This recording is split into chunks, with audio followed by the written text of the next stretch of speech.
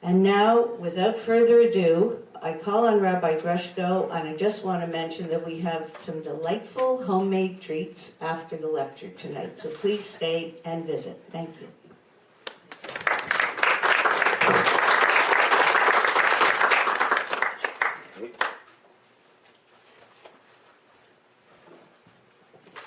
Thank you, Jewel. I don't usually use the microphone, but I do want to make sure everyone can hear. Is this good? Yeah. Good. All right. So it is an absolute privilege to be here. And what energizes me truly is this community day in and day out. And one of the beautiful things about being part of a community that has the kind of history that Temple does, and the kind of appreciation for history and Jewish life that Temple does, is that we have this gem of a museum. And as much as the objects are treasures, and I'll have the pleasure of talking about them tonight, you should know, and I think if you're here tonight, you do know, that it's the people who care for these objects who are truly the treasures. And were it not for the dedication of our volunteers, and I think tonight of Nancy and Jewel and Louis, and of course Elaine, and so many more who put heart and soul into this museum and into sharing the treasures and not just hoarding them. It is a tremendous gift. So my heartfelt thanks to all of you. It is a privilege to be a rabbi of the congregation that has you in it. So let's hear it first for our museum volunteers. All right, so we are going to have some fun tonight with these extraordinary objects. Please feel free to throw up a hand with a question at any point. It's been a good process of discovery for me as well. I'll share what I know with you, and then we'll discover a little bit together. Now, all of these objects together are, what do they have in common? They're silver, though they're not all entirely silver, but yes, they're primarily silver, as those who polish them know very well. Yes. But what connects them in terms of functionality? They decorate the Torah. Good, they all decorate the Torah. And in that sense, they're in a category for which there's a Hebrew phrase, which is klei kodesh. Klei kodesh. Kodesh, or kedusha, means what? Holiness, exactly. And clay is like a tool or an implement or an object. Interestingly, klei kodesh as a phrase also gets applied to people who, so the high priests were considered klei kodesh, and we're going to talk about a lot of overlap between these objects in our temple here in 2019 and the ancient temple in Jerusalem, and the way that these objects really keep a connection with the way that our predecessors, our ancestors, worshipped. There is some functionality here. There is use for these objects. Some are more decorative, some are more useful. The yads, as we'll talk about, have the most obvious use. But none of these objects are actually necessary, right? One could have a Torah scroll and have a service without any of these objects. So why are they here? Not a rhetorical question. Why are they here? To adorn. To adorn. So in Judaism, there's this beautiful concept called hidur mitzvah. Mitzvah is what? Commandment. Right. We sometimes say good deed, but in its original meaning, it's a commandment, right? And hidur means the beautification of a mitzvah, right? And so, for example, let's say I'm officiating at a wedding, right? And we have 2 Kiddush cups under the chuppah. They could be glasses from Dollarama, right? They could be plastic cups or Dixie paper cups. There is nothing in Jewish law that says they have to be beautiful.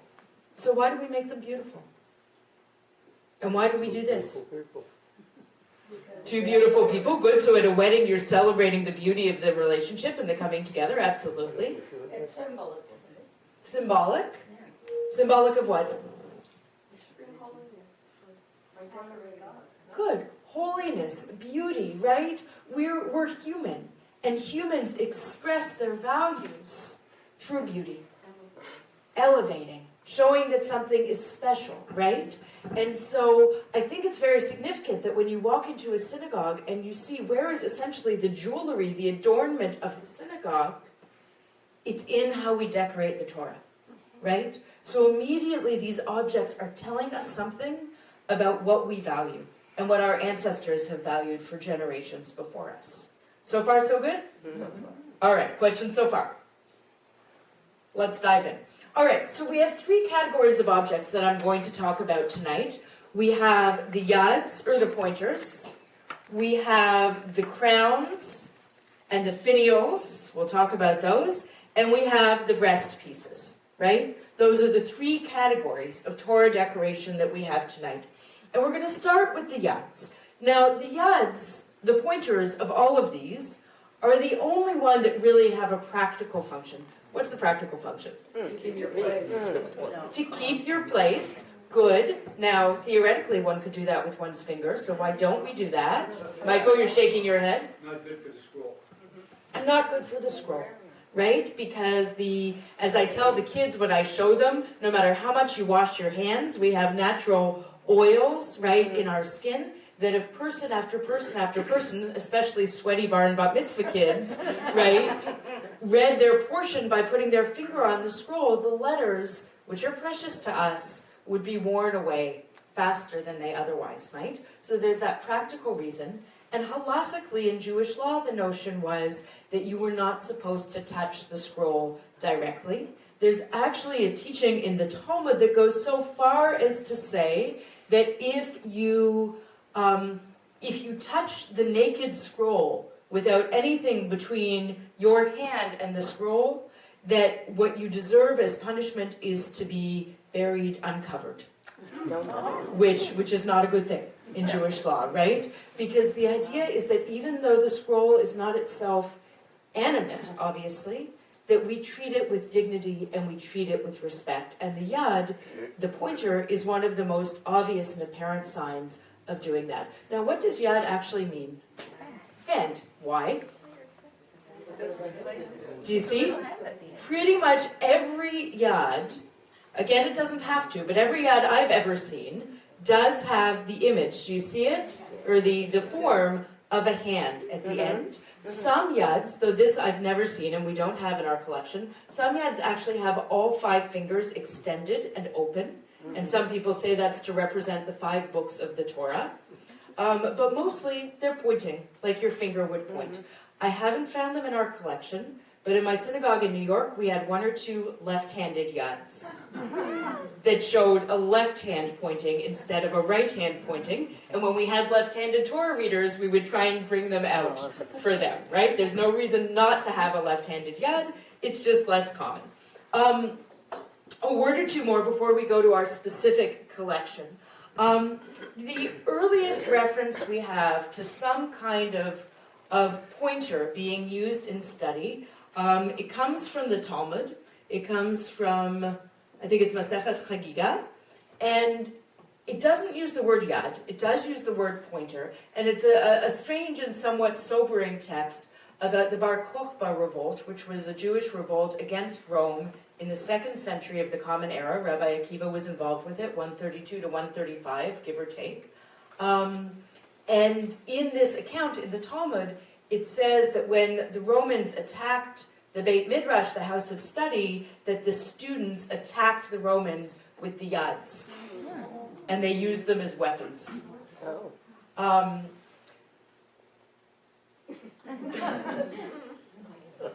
We didn't win.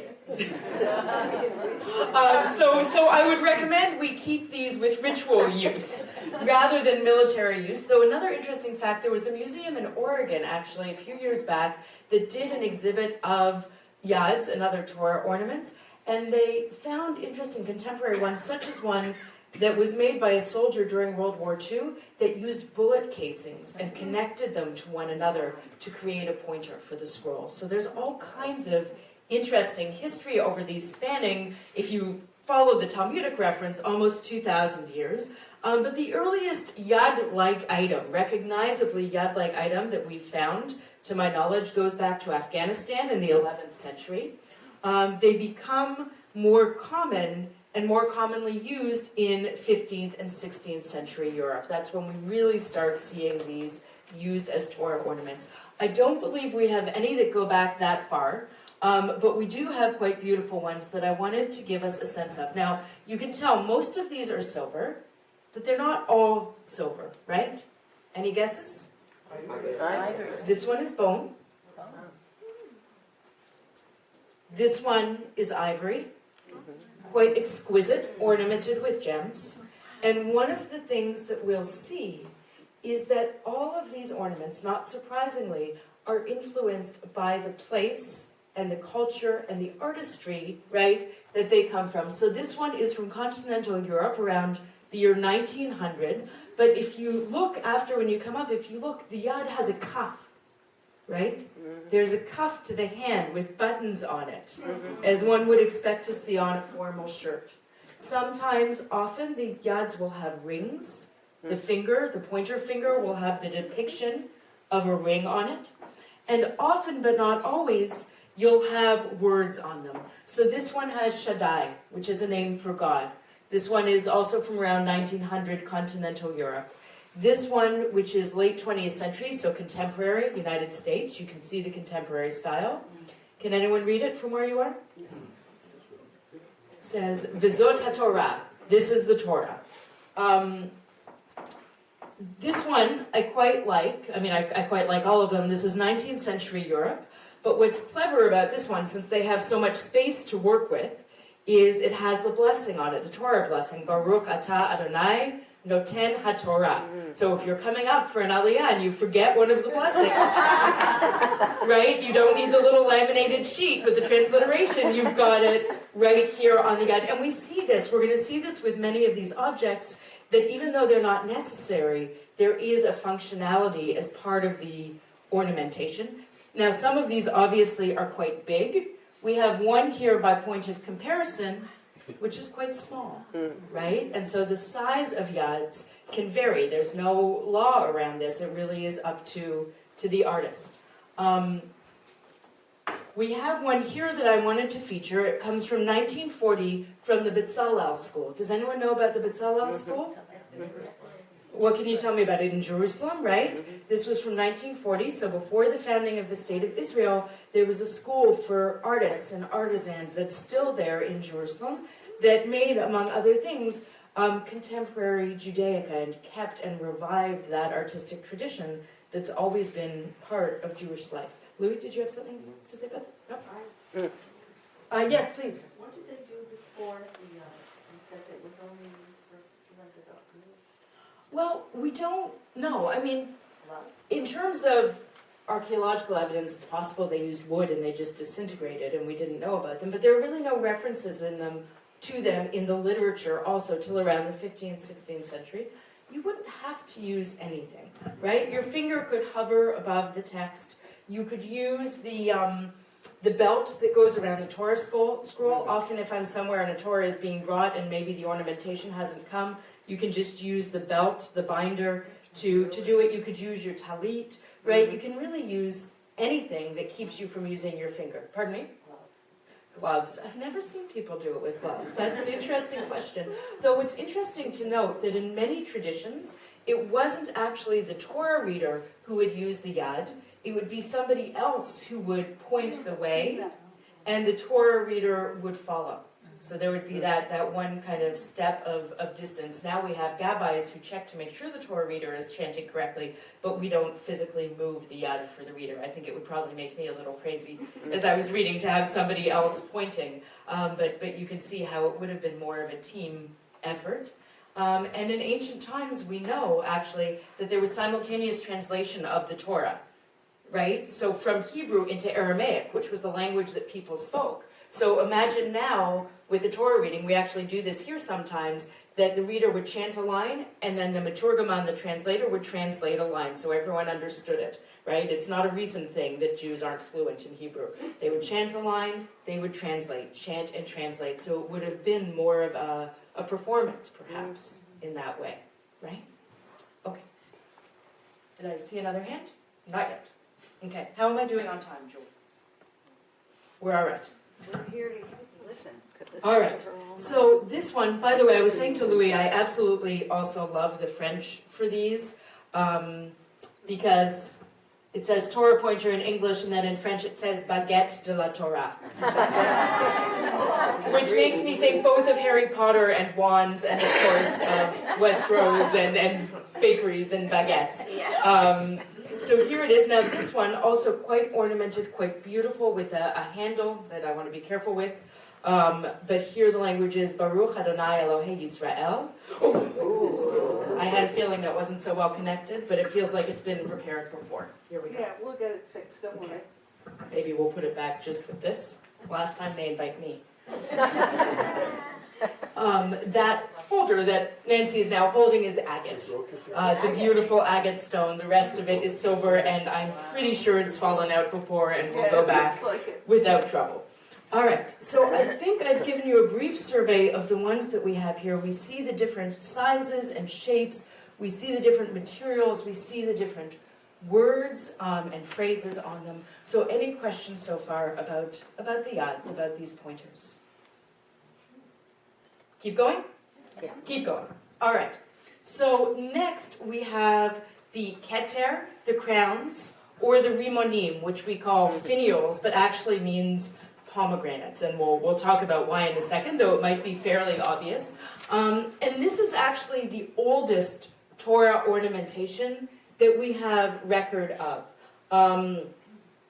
We have a reference to it in an 11th century responsum by the Chai Gaon, one of the authorities of that time, about the crowns, and it actually refers to the holiday of Simchat Torah. When we take the Torahs out, we dance with the Torahs, we read the very end of Deuteronomy and the beginning of Genesis, and many congregations will have what they call a Chatan Torah, the groom of the Torah, who will be honored at the celebration. And in the 11th century, the Chai Gaon was asked a question about whether the groom of the Torah could wear the Torah crown as part of the celebration. Now, we think that back in the 11th century, it was more of an improvised contraption, so it would be fresh plants, it would be almost like a laurel, right? Like a laurel crown, or jewelry that would be used for that purpose.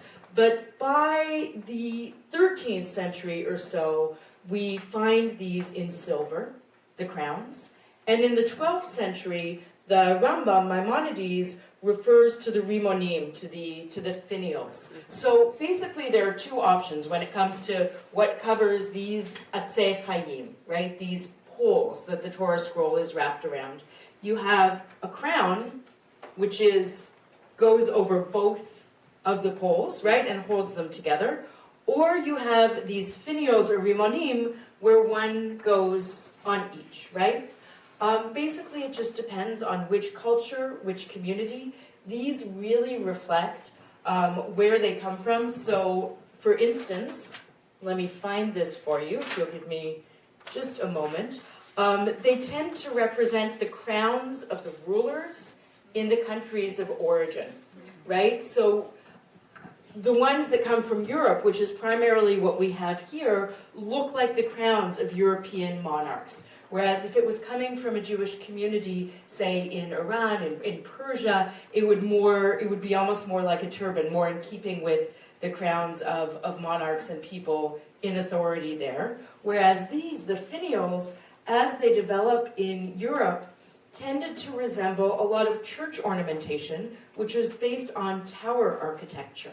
So we don't have them here, or these are a little bit, that they would look like towers. And that was part of the artistry. And remember, one of the things we've realized in the study of Jewish art and history and culture is that often, we see this even in the mosaics in the ancient synagogues, the same artisans were doing decorations for churches and for synagogues, right? In Christian countries in which there were Jewish populations. So it's not surprising that you have carryover of certain themes and imagery, right? It's not at all insular, the world of art and even religious decoration, right?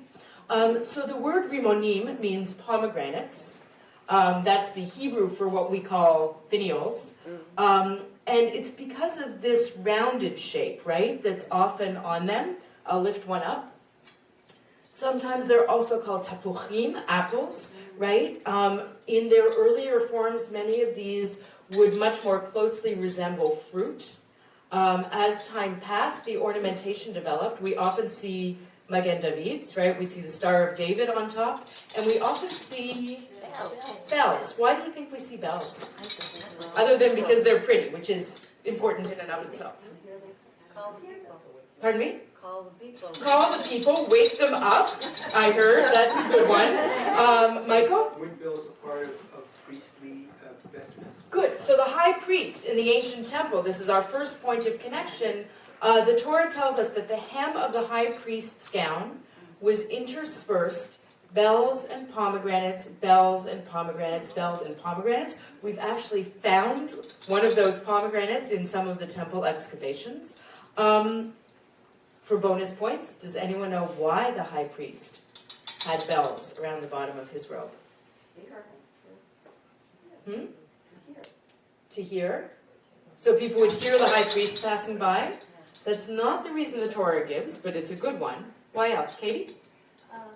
In the Yom Kippur, the high priest had to go into the once a year in the Holy of Holies, and if he had to confess his sins and the sins of Israel, and if something's wrong, like God does not accept, he can be dead inside. How do the bells help him with that? And then he doesn't walk around, doesn't hear, people don't hear. Okay, so you do have this drama of the high priest going into the Holy of Holies, good, on Yom Kippur, and the way the Mishnah describes it centuries after is everyone would be kind of waiting to hear and see him come out to know that everything was okay. And they actually would have a backup high priest, right? What do you call it in theater?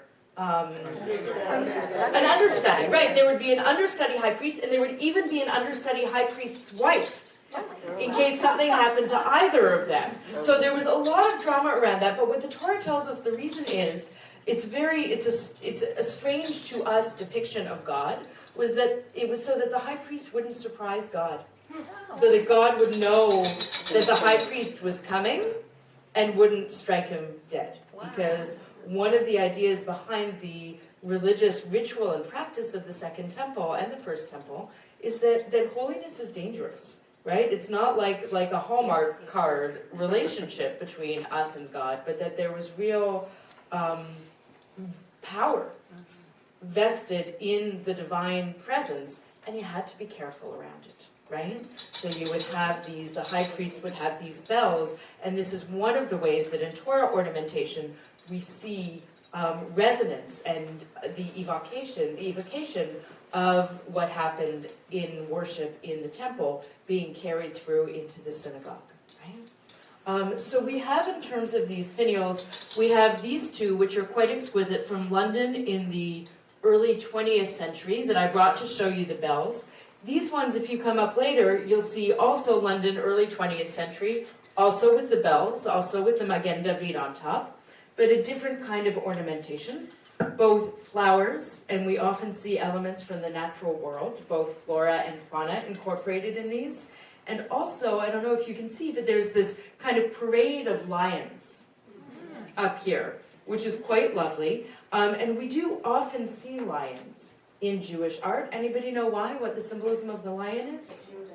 Good. The lion represented the tribe of Judah that then became the country or the kingdom of Judah, and then connected with the Judeans becoming the Jewish people, right? So the lion is a symbol that we often see in all kinds of Jewish art, and especially around the Torah. Why are there holes in the top circle? Because they all have that. They do, or these ones do. They don't all. We'll see other examples. I think it's really decorative, it's stylistic, and I think what it does, though I'm not an expert on this, but it evokes the crown. So even though it's a finial, even though there's two rather than one, you still have this image of the crown on top. And that idea of the crown of Torah, Keter Torah, really has much meaning within Judaism, because Keter Torah, the crown of Torah, can mean the physical crown that's on the Torah, but to have achieved Keter Torah in one's life is to have achieved the crown of wisdom, of learning, of study, of knowledge. So Keter Torah, the crown of Torah, is often mentioned in the same breath of Keter Shem Tov, the crown of a good name, right? There are certain qualities that we aspire to as people. So it has both a physical representation and a metaphorical one, I would say. So we have these two sets, which are quite beautiful. And we also have these two, which I brought because I wanted to highlight the fact that we have in our collection these two single ones, so we don't have the pairs. And the reason for that is that they were salvaged from a burning synagogue in Germany during World War II. So these have that history attached to them of having been rescued from the flames, literally from the flames. We see also the bells. We see this beautiful filigree. We see lions on here, and we also see birds, which are also often part of the symbolism. And often you'll see like the imperial eagle. From German or Russian pieces. In particular, again, the imagery of secular authority gets incorporated into the ornamentation for the religious symbols. Right? So we have this one, and also this one, which also I believe was rescued. Also we have the bells, we have the lions, and what's in the middle at the top? We have the Ten Commandments. Right? So usually you wouldn't have this much because it wouldn't be quite this big, but it really is an exceptionally beautiful piece. And it looks like, I don't know, maybe I'm using my imagination, but these almost look like pointer fingers around the top. Is that one more golden, or is it just the light? The bells are gold colored on this one. Brass, probably. Yeah, probably brass, I think. I don't think by the weight of it they're gold, Yeah, and but the color. The tablet as well. The tablet, is it gold? It's hard for me to Looks tell. like I think so, the lions and the tablets on top. Good eye. There's two more sets of finials that I'd like to show you, and then we'll look briefly at the crowns. These small ones are Israeli art from the 20th century, so you see they're more contemporary. They have the Star of David with the word Sion for Zion inside. You have the lions holding the Magen David, the Star of David, and you have Eilat stones as decoration. So they really have a very strong Israeli feel to them. And these ones I quite like. They're contemporary from the United States. I've never seen any like these before. What do they look like? Trees. And why? Why would we have the tree imagery? Good, the tree of life, Eitz Chaim, and what do we refer to as a tree of life? The Torah. So it's actually, I've never seen any like these before, and I think they're quite exceptional. From where, Rabbi? These, it says United States 20th century. That's all I've got, I'm afraid, but we can look at the notes to see more. And then we have these two crowns. Again, you're going to see similar imagery. Now I've got it. So we've got the bells. This one, again, is quite exquisite. We have a number of leaves attached that are going forth, and the bells are at the end. We have the double crown idea, and you can absolutely imagine someone putting it on their head. Yes?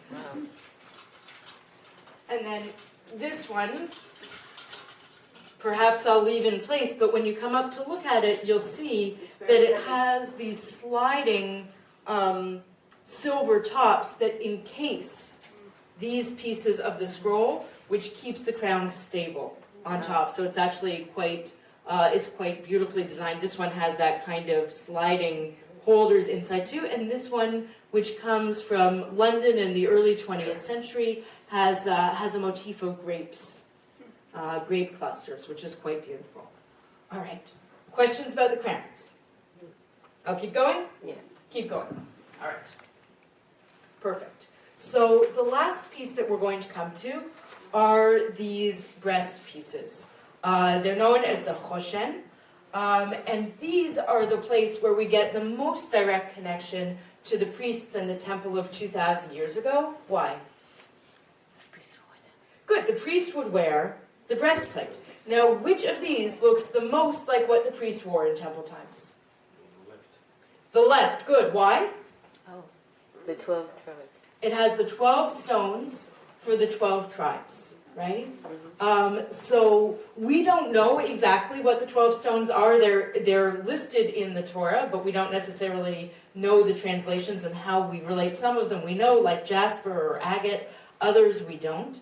There are beautiful, beautiful teachings about this. One that I encountered recently is that you have all the different stones of different monetary value beside one another to show that God values rich and poor alike. There's also this extraordinary teaching that imagine, so in this one, the names of the tribes are etched underneath, but we think that in the temple period, they were actually etched on the stones. The words were etched on the stones, and we have, if you add one or two words, you get all of the letters of the Hebrew alphabet. And there's this extraordinary piece of Talmud, which imagines the high priest using the breastpiece almost like a Ouija board. So he would, this goes back to a tradition that says that the breastpiece, the Choshen Mishpat, was connected to the Urim and Tumim, which were two tools of divination, which also are somewhat mysterious to us. And so there are a number of Talmudic commentaries that imagine this scene whereby the high priest would ask a question to the breastpiece, and different letters would light up. And he required two skill sets. One was to read the letters, and the other was to know the right order. And there's actually a very powerful midrash about when Chana came to consult the priest Eli, and he said, "At shikora, you're drunk," from the letters that he saw, and she said, "Lo, ani keshera, I'm kosher, I'm authentic, I'm coming with a legitimate claim," and it's like an anagram. Of the same letters. So this really sparks the imagination, and you'll often see breast pieces that have those 12 stones representing the 12 tribes. I also think there's something quite beautiful about the idea that even in the time of the greatest hierarchy in the Jerusalem temple, that whenever the priest came forward, he was literally carrying all of the Israelite tribes with him and meant to be reminded constantly of who he was representing and interceding for before God. Right? So this is a very, very common motif. But the others, and this one comes from London in the early 20th century. Other ones you'll often see, again, lions.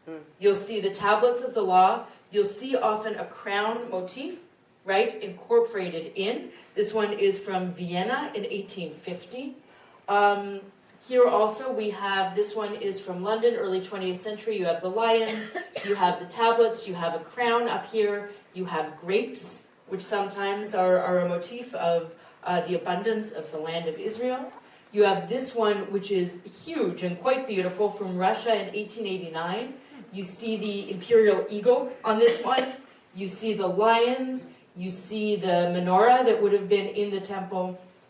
And you see words here that you don't often see. These are more often above an ark or on religious devotional art. Shiviti Adonai L'negdi Tamid, which means I have placed the eternal God before me always. That one is quite a big, elaborate one. Others you'll see are quite simple. I want you to notice in this one what seems unusual to you. You've got this rectangular space, right? Now this is meant to be filled with something, and here's where the functionality of these comes in a really interesting way. We read from the Torah mostly week after week, and it's continuous, right? So you finish one week's portion, and you go on the next week to the next portion, and you're in the right place, right? But most synagogues, many, especially older established ones like ours, have many Torah scrolls, right? We have 10 in our ark in the main sanctuary, we have 3 here. And when it comes to certain occasions, like certain holidays or certain special Shabbatot, you actually read from different parts of the Torah. So you have 2 choices. If you have one Torah scroll, you get a lot of exercise by rolling back and forth. If you're fortunate enough to have more than one, you can keep certain ones rolled to certain places. So let's say you would have a scroll that's rolled to the reading of Rosh Chodesh. You only use it for the new month, for the Rosh Chodesh. And it would have in here a little plaque, a little insert that says Rosh Chodesh. So I'm the rabbi, I'm opening the ark, I say, okay, Rosh Chodesh, which Torah do I need? I'm going to grab that one. That's got my Rosh Chodesh reading. This one has my Shabbat reading. This one has my Pesach reading, and so on and so on. So they actually have a very helpful function. Other times when they don't have this, you'll often see an inscription of the donor, right? And that also is fairly common to Jewish ornamental objects. I brought out this scroll for us to look at as well if we want to open a scroll later. I was told there might be a request. But what I love about this breast piece, and the kids always love it too when I show them, you see there's this, it opens, and inside, if you're lucky, there's a little Torah. I think it's kind of the sweetest thing. And it captures the imagination so much, right? Imagine being a kid sitting in synagogue, Torahs come out, this is what you're going to be looking at, right? Now there's one other piece of these breast pieces that I had not been aware of, though this one, interestingly, both has Shabbat v'Yom Tov, and it has a donor's name, so we've made room for both on here. But do you see these pillars? This one has them. That one has them. You'll often see two pillars on these breast pieces. Does anyone know what they are? Don't feel bad if you don't. I didn't know until this afternoon.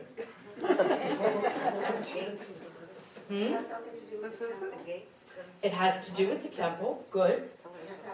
So, in the book of Kings, 1 Kings 7:21, if you want to look it up, when Solomon is building the temple, he establishes these two pillars that actually have names, Boaz and Yachen. And it's a bit of a mystery. People sometimes take apart the words and say Boaz is a name that has to do with strength, and Yachen is a name that has to do with something being established. So some commentators say that's why they're there. Other commentators say they must have been names of donors. Boaz dedicated this one, and Yachen dedicated that one, and that's why they had those names. Entirely possible. We don't know. But we do know that they were a symbol of Solomon's great temple, and they often get incorporated onto these breast pieces in particular. So there's just beautiful history to these. Each one tells a story, both in terms of its place of origin, what you can tell about the context, the country in which it was made, by the elements of the design, and of course in the symbolism, which in itself is very, very rich and multi-layered. What I want to close with, and then if there's questions or we want to open a scroll, I will take the lead of our museum committee. But there was one line I found about from the curator of the Oregon exhibit of Yads, Daniel Belasco, and what he said was, as an object and a symbol, the Yad, the pointer, insists that focusing on what is directly before us may lead to the divine. And so what I would like to suggest is that all of these objects are obviously beautiful from an artistic point of view, but they also are beautiful from a spiritual point of view and are meant to orient our minds towards what's valuable, how we can engage with it, how we can beautify it, and then I would suggest how we leave the service and bring aspects of that beauty, both physical and spiritual, into our lives. And we're really so fortunate as a people to have this tremendous artistic tradition, and as a congregation to be able to curate and care and share for many of them. Thank you.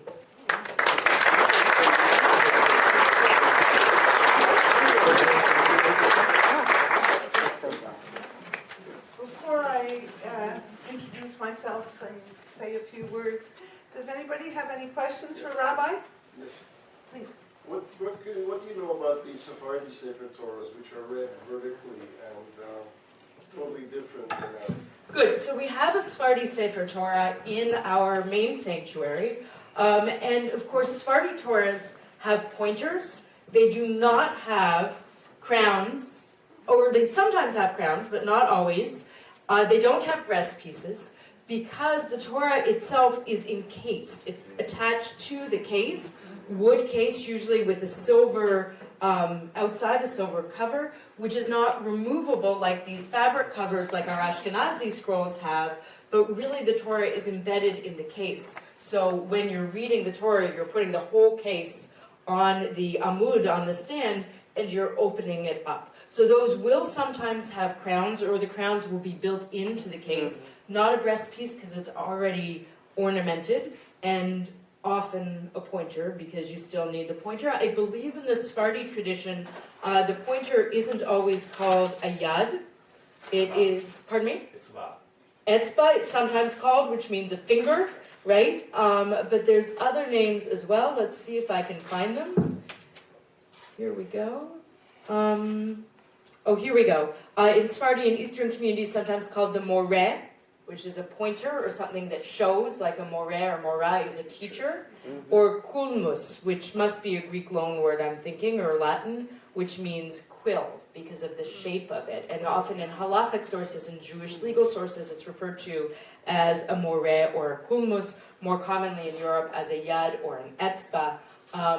But you're absolutely right, and I'm glad you asked that. When you have a Sephardi Torah, the whole configuration is different. It's physically in an ornamented case, and so the ornamentation, for the most part, is focused on the case, perhaps the crown and the yad, no breastpiece. When you say Sephardi Torahs, only some are like that. Most of them are regular like that ones. I suppose in a primarily Ashkenazi community, the one that's encased is the one we refer to as a Sephardi scroll because we know its origin and we know the others that we have come from more Ashkenazi traditions, but thank you for that. Right. But I guess you're not wanting to carry that one around the synagogue, you know. No, we use that one on Shavuot. So if you want to come in a few weeks, you'll see it. Our confirmation students read out of it. It's a very old scroll with a fascinating history, that one. And we have it rolled specifically to the 10 Commandments, which are read every Shavuot, and we don't mess with it because it's old and somewhat delicate, so we're very careful. How old is that scroll? Oh my goodness, Rabbi Lerner knows. I believe it's around 200 years old, perhaps more. Pardon me? 150, you think? Okay, and is it from Iraq originally? I thought it was from Egypt, but that's what I remember when it came to temple. Yeah, I look it up often and I forget equally often, unfortunately, but it's a beautiful, beautiful scroll. It's worth seeing. Yeah, standing one. Definitely Egypt. Thank you. Thank you, Ellen. This is all second-hand information, but that's what we were told. Beautiful. I'll trust your authority. Other questions? Yes, Louis. Talk about birds. Yes. What's the symbol of it? Yeah, the birds are really interesting because the birds sometimes really look like the Christian or sometimes imperial symbols, right? So if you go into a church, you'll see that big eagle that's sometimes on the podium, right? And if you look closely at this one, or even at some of the Chanukiot that we have in there, you'll see that bird imagery. You know, you would like to think that they would be doves, right? That would be very easy symbolism for us to hold on to. But when I see birds on Torah ornamentation, they tend to be birds of prey. They tend to be more powerful and less specific, one might say. Yeah, one could probably write a dissertation on that, but I haven't, and I haven't found it yet either. But it's a very good question. I wonder about the birds as well. Right? The other animal sometimes you'll see is gazelles, because Israel is described as a gazelle in the Song of Songs and in other places. I really do tend to wonder whether the eagle is more of an outside influence, except there's sometimes imagery in the prophets of God carrying us like a mother eagle carries her babies on her wing. So there's beautiful imagery of the eagle as well in the Tanakh, but not as much. It's certainly not as obvious as the Lion of Judah. Yeah. And you'll notice outside that there is a piece of gazelle skin, the Torah scroll, yes. Torah scroll that was donated by one of our members and has been encased in what looks like a scroll itself. A scroll itself by one of our members. Okay, Rabbi. Anybody else? So Yes, what please. you saying we cannot? I'll come to you next. We cannot touch the Torah, the naked Torah with our hands. We're not touching the back of the Torah with our hands. You're still not supposed to, even though there's no writing there, because there's the idea, rabbinically, and this is odd if you haven't studied it, but that the scroll itself, metameh et hayadayim, that it conveys impurity, which is not a way of saying that the scroll is itself impure, but rather it's almost like a fence around the law, that if you touch it, you then have to do something to go and purify yourself, so it's easier not to touch it. So that applies to the scroll as a whole, to the vellum, to the material on which it's written, whichever side it is. The practical reason obviously applies much more to the side with the writing on it. Yeah, please. So what happened in Ottawa?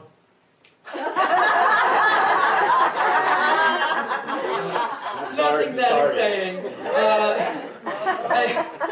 I was invited to be part of a panel for Global Affairs Canada, which seems to run these panels a few times during a year for their diplomats and for others in the Foreign Service, some of whom phone in, many of whom are there in person. And they run these seminars on different religions so that the people who are in global affairs are more acquainted. So I was on a panel with a Jewish studies professor from Carleton and an Orthodox rabbi from Ottawa and an expert on anti-Semitism from the Wiesenthal Center in New York. So it was a really interesting one. Wow. Yeah. Okay, Worth the trip. good. Even though you had to get up and take a train at 6 this morning. Much We too have to go early. easy on Rabbi tonight. Let me hand it back to you. Thank you all so much, and thank you for the invitation.